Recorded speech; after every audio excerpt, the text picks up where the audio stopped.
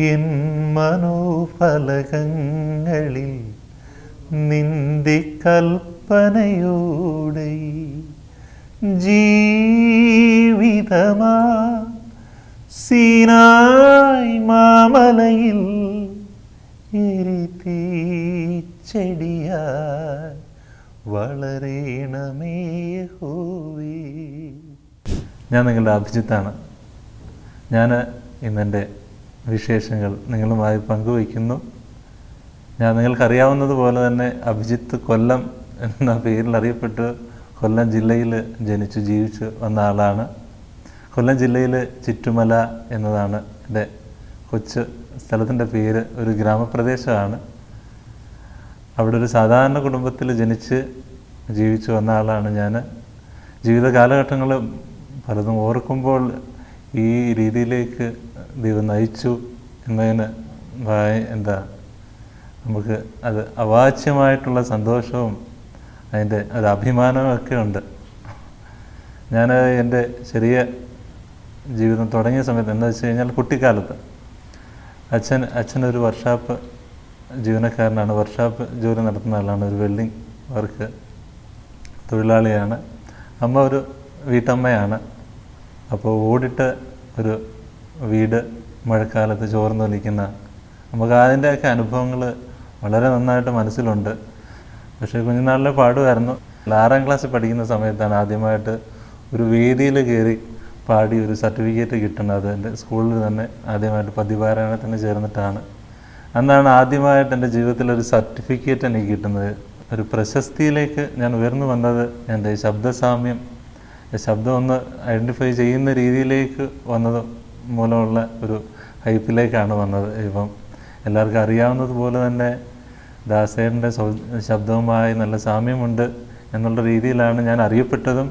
അതിലൂടെയാണ് എനിക്ക് ഒരുപാട് അവസരങ്ങൾ വന്നതും അംഗീകാരങ്ങൾ തേടി വന്നതും. കുറേ നെഗറ്റീവ്സ് വന്നതെല്ലാം നെഗറ്റീവ് പോസിറ്റീവ് എല്ലാം ആ ഒരു ഫാക്റ്റിലൂടെയാണ് വന്നത്. അപ്പോൾ അത് കഴിഞ്ഞ് ഞാൻ +1 +2 സമയത്തേക്ക് ആയപ്പോഴും ഈ സംഗീത മേഖലയിലായിട്ട് അങ്ങനെ തിരിഞ്ഞിട്ടില്ല. ഇത് വല്ലപ്പോഴും പാടുക. ഞാനിപ്പോൾ ഈ കോമ്പറ്റീഷൻ ഐറ്റങ്ങളിലൊക്കെ പങ്കെടുത്തിട്ട് എനിക്കങ്ങനെ ഒരുപാട് സമ്മാനങ്ങൾ കിട്ടിയ വ്യക്തിയല്ലെന്ന് ഞാൻ ആദ്യം പറഞ്ഞു. പക്ഷേ ഈ +2 കഴിഞ്ഞ് പിന്നെ വേറൊരു ജീവിതമായിരുന്നു ഈ ഡിഗ്രി. എനിക്ക് ഒരു വർഷത്തോളം +2 അത്യാവശ്യം സയൻസ് വിഷയമായിരുന്നു എടുത്തിരുന്നത്. അന്നേരം സയൻസിന് അത്യാവശ്യം മാർക്കുണ്ടായിട്ട് കൂടി ഡിഗ്രിക്ക് അപ്ലൈ ചെയ്തിട്ട് എനിക്ക് ആ വർഷം കിട്ടിയില്ല. അന്നേരം ഞാൻ വിചാരിച്ചു എൻ്റെ ജീവിതം ഇവിടെ വെച്ച് അവസാനിച്ചു, നമുക്ക് മുന്നോട്ടുള്ള കരിയർ ഇപ്പം നമുക്ക് പഠനത്തിലായാലും മുന്നോട്ടങ്ങനെ ഒരു ജീവിതമില്ലെന്ന് ഞാൻ കുറച്ച് വിശ്വസിച്ചു. പിന്നെ വർക്ക്ഷോപ്പ് ജോലിയൊക്കെ നോക്കി അച്ഛൻ്റെ കൂടെ അങ്ങനെ നിൽക്കാം, അങ്ങനെ ഒരു സിറ്റുവേഷൻ ആയിരുന്നു എനിക്ക്. എൻ്റെ മനസ്സ് അത്രയും ഉള്ളായിരുന്നു അന്ന്. ഞാൻ ആ ലൊക്കാലിറ്റി വിട്ട് ഈ കൊല്ലം ജില്ല വിട്ട് ഞാൻ സഞ്ചരിച്ചത് തന്നെ വളരെ ചുരുക്കമാണ്. അപ്പോൾ ഈ ദൂരേക്കുള്ള യാത്രകളും ദൂരോട്ടുള്ള പഠനവുമൊക്കെ എന്നെ സംബന്ധിച്ച് ആ സമയത്ത് അപ്രാപ്യമായിരുന്നു. അപ്പോൾ അങ്ങനൊരു മാനസികാവസ്ഥയിലായിരുന്നു. എന്നെ അടുത്തുള്ളൊരു കോളേജിൽ അച്ഛൻ്റെ കൂടെ അങ്ങനെ വർക്ക് ചെയ്ത് ജീവിക്കാം അങ്ങനെയുള്ളൊരു രീതിയിലായിരുന്നു. പക്ഷേ അതിന് ദൈവം വിട്ടില്ല. പിന്നെ ഡിഗ്രിക്ക് കൊമേഴ്സിന് ചേർന്നു, BCom പഠിക്കാൻ തുടങ്ങി. അങ്ങനെ ഡിഗ്രി കംപ്ലീറ്റ് ചെയ്ത് ഈ ഡിഗ്രി കാലയളവാണ് എൻ്റെ സംഗീത ജീവിതത്തിലേക്കുള്ള വലിയ വഴിത്തിരിവായി മാറിയത്. ചാപ്റ്റർ എന്ന് പറഞ്ഞ കോളേജിലാണ് ഞാൻ ഡിഗ്രി ഈ BComന് ചേർന്നൊരു പ്രൈവറ്റ് കോളേജാണ്. അങ്ങനെ അവിടെ പക്ഷേ നല്ല അധ്യാപനമായിരുന്നു. അധ്യാപകർ ഒരുപാട് സപ്പോർട്ടായിരുന്നു. അന്ന് ഞാൻ അവിടുത്തെ സ്റ്റുഡൻസിനെ ഉൾക്കൊള്ളിച്ചു കൊണ്ടുള്ളൊരു ഗാനമേളയിൽ എന്നെയും കൂടെ സെലക്ട് ചെയ്തു പാടാനായിട്ട്. പക്ഷെ ആ പാടാനായിട്ട് അന്ന് ഓർക്കസ്ട്ര വായിക്കാൻ വന്നൊരു ചേട്ടൻ, അജയൻ എന്ന് പറഞ്ഞ് ചാത്തന്നേറുള്ളൊരു ചേട്ടൻ, അദ്ദേഹത്തിന് എൻ്റെ പാട്ട് ഇഷ്ടപ്പെടുകയും അങ്ങനെ എന്നെ ഡയറക്റ്റ് ഞാൻ ഗാനമേളയിലേക്ക് പാടാൻ എന്നെ സെലക്ട് ചെയ്യുകയായിരുന്നു. അങ്ങനെയാണ് ഞാൻ പ്രൊഫഷണൽ ഗാനമേളയിലേക്ക് വരുന്നത്. അപ്പോൾ ആ ഗാനമേളയിൽ കുറേ പാട്ടുകളൊക്കെ പാടി. അങ്ങനെ വന്ന സമയത്ത് കുറേ റെക്കോർഡിങ്ങിൻ്റെ അവസരങ്ങൾ കിട്ടി. അപ്പോൾ ആ പാടിയ പാട്ടുകളും പലരിലേക്കും എത്തി, കുറേ ക്ലിക്കായി, കുറേ നല്ല നല്ല പാട്ടുകളുണ്ടായി, അതിന് ഭാഗമാകാൻ സാധിച്ചു. അതെല്ലാവരിലേക്കും എത്തി. അതിൻ്റെ പിന്നിലൊരു ദൈവാനുഗ്രഹം ഉണ്ടായി. എല്ലാം കൊണ്ട് ഞാൻ ഇന്നറിയപ്പെടുന്ന രീതിയിലേക്ക് എത്തിയത് ഈ വഴിയാണ്. ഞാൻ ആദ്യമായിട്ട് സിനിമയിൽ പാടുന്നത് ഒന്ന് നല്ല രീതിയിലുള്ളൊരു സിനിമയിൽ വരുന്നത് ആകാശമിട്ടായി എന്ന ചിത്രത്തിലാണ്. അതിന് ജയറാമേട്ടന് ഒരുപാട് നന്ദി പറയണം. ജയറാമേട്ടനാണ് എന്നെ ആ ഗാനത്തിന് വേണ്ടി സജസ്റ്റ് ചെയ്തത്. അന്ന് ഇത് പത്മകുമാർ സാറിൻ്റെ ഫിലിമായിരുന്നു ആകാശമിട്ടായി. അപ്പോൾ ആ സമയത്ത് ഈ ഡയറക്ടറിനും അന്ന് മൻസൂർ അഹമ്മദ് എന്ന് പറഞ്ഞ മ്യൂസിക് ഡയറക്ടറിനും റഫീഖ് അഹമ്മദ് സാറിൻ്റെ വരികൾ, അന്നേരം അവർക്കെല്ലാവർക്കും വേറെ ഓപ്ഷൻസ് ഉണ്ടായിരുന്നു, ഇഷ്ടംപോലെ അറിയപ്പെടുന്ന ഉണ്ടായിരുന്നു അവർക്ക് സെലക്ട് ചെയ്യാൻ, അല്ലെങ്കിൽ പുതുമുഖങ്ങളുണ്ട്. പക്ഷേ അതെനിക്ക് വേണ്ടി ഒരു കരുതൽ അവർ തന്നു. അതിന് എൻ്റെ കൂടെ നിന്നിട്ടുള്ള ആളായിരുന്നു ജയറാമേട്ടൻ. ജയറാമേട്ടൻ എൻ്റെ പേര് സജസ്റ്റ് ചെയ്തു. അതുകൂടാതെ അത് പാടിയപ്പോൾ അവർക്കെല്ലാം ഇഷ്ടപ്പെട്ടു. പിന്നെ ജയറാമേട്ടൻ തന്നെ എല്ലാ ഇൻ്റർവ്യൂകളിലും അന്ന് ആകാശമിട്ടായി ഇറങ്ങുന്ന സമയത്ത് തന്നെ ഒരുപാട് പ്രൊമോട്ട് ചെയ്ത് തന്നെ ഒരുപാട് പ്രതിപാദിച്ച് എല്ലാ ഇൻ്റർവ്യൂവിലും എൻ്റെ പേര് എടുത്ത് പറയുന്നുണ്ടായിരുന്നു. ആ ഗാനത്തിന് എനിക്ക് അപ്രാവശ്യം 2018 ജന്മഭൂമി അവാർഡ് കിട്ടുകയുണ്ടായി. പിന്നെ ആ ഗാനം എല്ലാവരിലേക്കും എത്തി. എനിക്ക് കാനഡയിൽ നിന്ന് അതിൻ്റെ ഒരു Toronto international south Asian award എന്ന് പറഞ്ഞൊരു ഒരു അവാർഡ് എനിക്ക് കിട്ടുകയുണ്ടായി. അതെല്ലാം ഈ ആകാശമിട്ടായിലൂടെയാണ് എനിക്ക് കൈവന്നത്. ഒരുപാട് പേരിലേക്ക് ഒരു പിന്നണി ഗായകൻ എന്ന രീതിയിൽ ഞാൻ എത്തിയത്. ഭയാനകം ചിത്രത്തിൽ നിങ്ങൾക്ക് എല്ലാവർക്കും അറിയാവുന്നത് പോലെ തന്നെ നമ്മുടെ എല്ലാം പ്രിയങ്കരനായ മൺമറഞ്ഞു പോയ ഇത്രയും ഗുരുതുല്യനായ ഒരു മ്യൂസിക് ഡയറക്ടർ നമ്മുടെ അർജുനൻ മാഷിൻ്റെ സംഗീതത്തിൽ ശ്രീകുമാരൻ തമ്പി സാറിൻ്റെ വരികളിൽ വളരെ മനോഹരമായ ഒരു ഗാനം ജയരാജ് സാറിൻ്റെ ചിത്രത്തിൽ പാടാനായിട്ട് അവസരം കിട്ടി. ആ ഗാനം സംസ്ഥാന അവാർഡിന് പരിഗണിച്ചപ്പോൾ ഇങ്ങനൊരു ശബ്ദത്തിൻ്റെ ഒരു സാമ്യത മൂലം ഒരു അനുകരണം എന്ന രീതിയിൽ അതിൻ്റെ അവാർഡൊന്ന് നിഷേധിക്കുകയുണ്ടായിരുന്നു. അത് വലിയ വാർത്തകളും വലിയൊരു കോൺട്രവേഴ്സിയിലേക്കും പോയ ഒരു സംഭവമാണ്. അന്ന് അതിൻ്റെ ജൂറി അംഗമായിരുന്ന ജെറി അമൽദേവ് സാറായിരുന്നു അങ്ങനെ ഒരു പരാമർശം അന്ന് നടത്തിയിരുന്നത്. ഇങ്ങനെ ഒരു അനുകരണമാണിത്, അതുകൊണ്ട് അപ്രാവശ്യത്തെ അവാർഡ് ഷഹബാസ് അഹമ്മദ് സാറിന് അങ്ങനെ കൊടുക്കുകയായിരുന്നു. പക്ഷേ പിന്നീടുണ്ടായൊരു അത്ഭുതം എൻ്റെ ജീവിതത്തിൽ ഞാൻ അങ്ങനെ തന്നെ പറയുന്നു. ജെറി അമൽദേവ് സാറ് തന്നെ എന്നെ വിളിക്കുകയും പിന്നീട് A for Apple എന്നൊരു ചിത്രത്തിന് വേണ്ടി ചിത്രാമയായിട്ടൊരു ഗാനം എന്നെ കൊണ്ട് പാടിക്കുകയും ചെയ്തു. അത് കഴിഞ്ഞിട്ട് അത് എന്നെ സംബന്ധിച്ച് ഈ അവാർഡിന് യാതൊരു പ്രസക്തി ഇല്ലാതായിപ്പോയൊരു കാര്യമാണത്.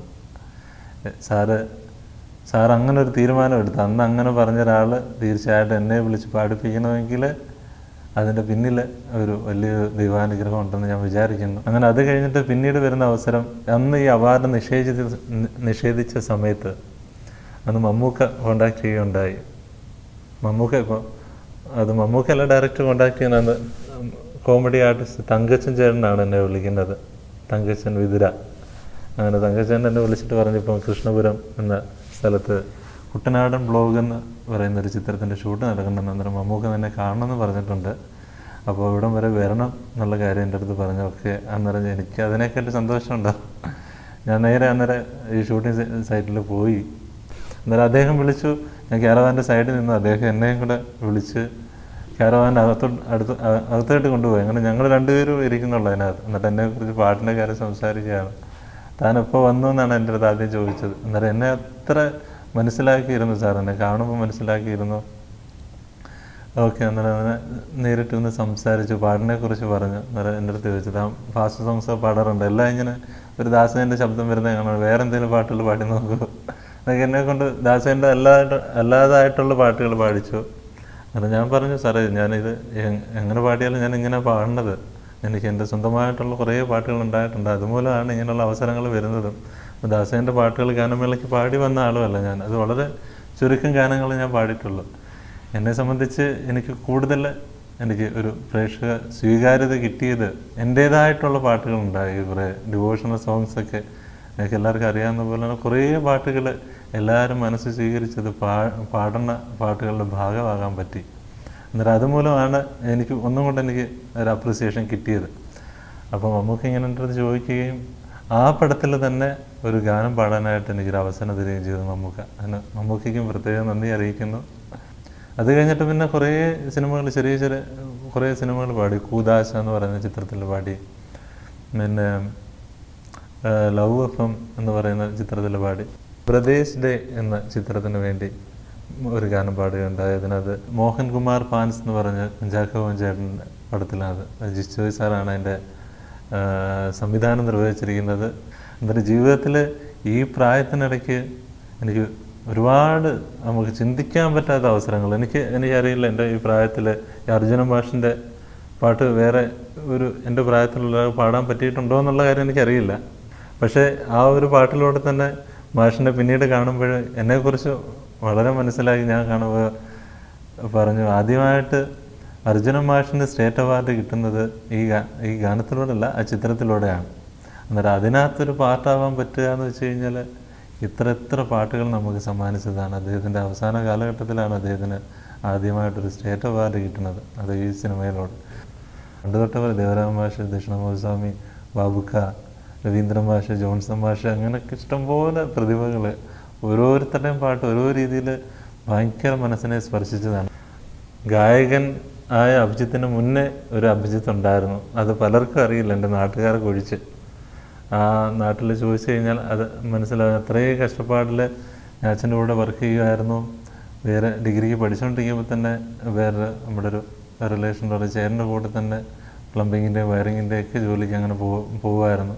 അന്നേരമൊക്കെ ഇങ്ങനൊരു ജീവിതം നമ്മുടെ സ്വപ്നത്തിൽ പോലും വിചാരിച്ചിട്ടില്ല. ഇങ്ങനെ സംഗീതം കൂടെ ഉണ്ടാവും, അതിലൂടെ ഒരു ജീവിതം ഉണ്ടാവും, സംഗീതത്തിൽ ഇത്രയും വർഷം നിലനിൽക്കാൻ പറ്റും, ഇത്ര ഗാനങ്ങളുടെ ഭാഗമാകാൻ പറ്റും, അതൊന്നും സ്വപ്നത്തിൽ കൂടി ഇല്ലായിരുന്നു. പിന്നെ ഞാൻ ഇപ്പോഴും വിവാഹം കഴിച്ചു, 3 വർഷം ആവുന്നു. ഇപ്പോഴത്തെ ഏറ്റവും വലിയ സന്തോഷം, എനിക്ക് 2 കുഞ്ഞുങ്ങളാണുള്ളത്. വളരെ ചെറിയ പേര്. ഒരാൾക്കിപ്പോൾ 2.25 വയസ്സായി, ഇളയാൾ 5 മാസം ആവുന്നതേ ഉള്ളൂ. ഞാനിപ്പോൾ ആ ലൈഫ് വളരെ എൻജോയ് ചെയ്യുന്നു. എൻ്റെ വൈഫ് നല്ല ഭയങ്കര സപ്പോർട്ടാണ്. അതുകൂടാതെ തന്നെ ഞങ്ങൾ മാത്രമല്ല, ഇപ്പം അച്ഛനും അമ്മയും കൊല്ലത്താണ്. ഞാനിപ്പം വർക്കിൻ്റെതായിട്ട് ബേസ് ചെയ്ത് ഇപ്പോൾ എറണാകുളത്തോട്ട് മാറി, റെക്കോർഡിങ്ങിൻ്റെ ആവശ്യകതയായിട്ടൊക്കെ ബന്ധപ്പെട്ട്. അപ്പോൾ ഞങ്ങൾ 4 പേരുള്ളൊരു ലൈഫാണ് കൂടുതൽ സമയം. എത്ര കാലത്തോളം സംഗീതത്തിൽ ജീവിക്കാൻ പറ്റുമോ അത്ര സമയം അതിന് വേണ്ടി ജീവിക്കണം എന്നാണ് മനസ്സിലുള്ള ആഗ്രഹം. അത് വലിയ സ്വപ്നമാണ്. അത് ദൈവം സാധിക്കട്ടെ എന്ന് ഞാൻ ആത്മാർത്ഥമായി പ്രാർത്ഥിക്കുന്നു. എൻ മനോഫലകങ്ങളിൽ